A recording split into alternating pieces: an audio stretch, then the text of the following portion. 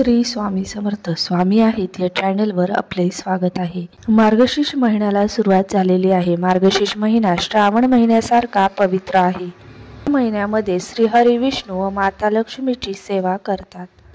मार्गशीर्ष महिन्यात कोणत्याही गुरुवारी तुळशीच्या मातीत दाबा ही एक वस्तू चहूबाजूने पैसा येईल, धनलाभ होईल। हा उपाय करण्यासाठी कोणती अशी मूल्यवान वस्तू घ्यायची आहे ते पहा। आपल्याला जी वस्तू लागणार आहे ती पिवळी कवडी। पिवळी कवडी नसेल तर पांढरी कवडी आणावी व ती हळदीमध्ये बुडवून घ्यायची आहे।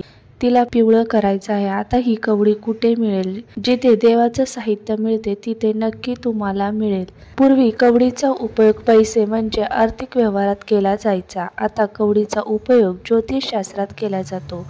कवडीला देवी लक्ष्मीचं प्रतीक मानले जातं, त्यामुळे महालक्ष्मीची पूजा करताना कवडी अवश्य वापरली जाते। धार्मिक ग्रंथानुसार देवी लक्ष्मी कवडीची उत्पत्ती समुद्र मंथनातून झाली, त्यामुळे कवडी धन आपल्याकडे आकर्षित करते आणि कवडीचा हा उपाय धनप्राप्तीसाठी केला जातो। ही कवडी देवी लक्ष्मीला अतिशय प्रिय आहे, त्यामुळे ज्या देवघरामध्ये कवडी स्थापित असते तिथे देवी लक्ष्मीचा वास असतो। त्यामुळे अजूनही तुम्ही कवडीची स्थापना केली नसेल तर मार्गशीर्ष महिन्यात करू शकता। 5 किंवा 7 या संख्येने कवडी स्थापन करावी आणि त्याचबरोबर या उपायासाठी वेगळी कवडी आणायची आहे। आता ज्या गुरुवारी शक्य होईल त्या गुरुवारी हा उपाय करायचा आहे। सकाळी किंवा सायंकाळी हा उपाय करावा। या उपायासाठी तुम्हाला मातीची पंती घ्यायची आहे, त्यामध्ये तेल घ्यायचं आहे। 2 वातींची एक वात घ्या। दिवा घेऊन तुळशी समोर जा, तेथे एक आसन घ्या। आपलं तोंड पूर्वेकडे किंवा उत्तरेकडे होईल असे बसावे। दक्षिणेकडे तोंड होणार नाही याची काळजी घ्यावी।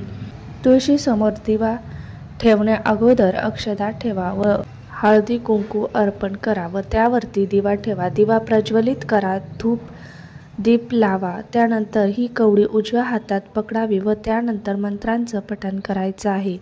त्यातील सर्वात पहिला मंत्र ओम नमो भगवते वासुदेवाय या भगवान श्रीहरी विष्णूंच्या मंत्राचा 11 वेळा पठण करायचे आहे। दुसरा मंत्र महालक्ष्मीचा ओम श्रीं श्रीये नमः, ओम श्रीं श्रीये नमः। जर हा मंत्र तुम्हाला जमत नसेल तर ओम श्री महालक्ष्मी नमः 11 वेळा जप करावा। त्यानंतर तुम्हाला भगवान विष्णू माता लक्ष्मी समोर प्रार्थना करावी। कोणत्या अडचणी असेल त्यातून मार्ग दाखवा, आर्थिक समस्या दूर करा, कौटुंबिक सौख्य लाभो, नोकरी व्यवसायातील समस्या दूर करा, येणारं वर्ष सुखी जावो, देवी लक्ष्मीचा अखंड वास राहावा ही मनोमन प्रार्थना करा। त्यानंतर ही कवडी दिव्यामध्ये टाकावी। चिमूटभर हळद हातात घेऊन 11 वेळा ओम नमो भगवते वासुदेवाय म्हणून दिव्यामध्ये टाकायची आहे। हा उपाय तुम्ही सकाळी केला आहे तर आता दिवा जोपर्यंत जळत आहे किंवा तेवत आहे तोपर्यंत ती कवडी दिव्यात राहून द्यावी।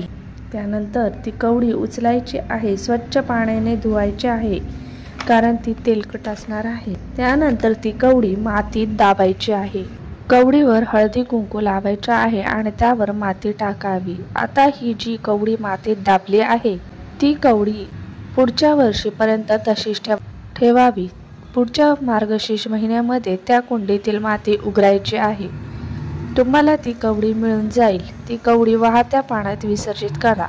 पुढच्या वर्षी पुन्हा हा उपाय करायचा आहे। या उपायाने तुमच्या घरामध्ये असणारी अलक्ष्मी दूर होते व लक्ष्मी सदैव राहून चहूबाजूने धनलाभ होतो। तर हा उपाय नक्की करा। आवडल्यास सबस्क्राईब करा।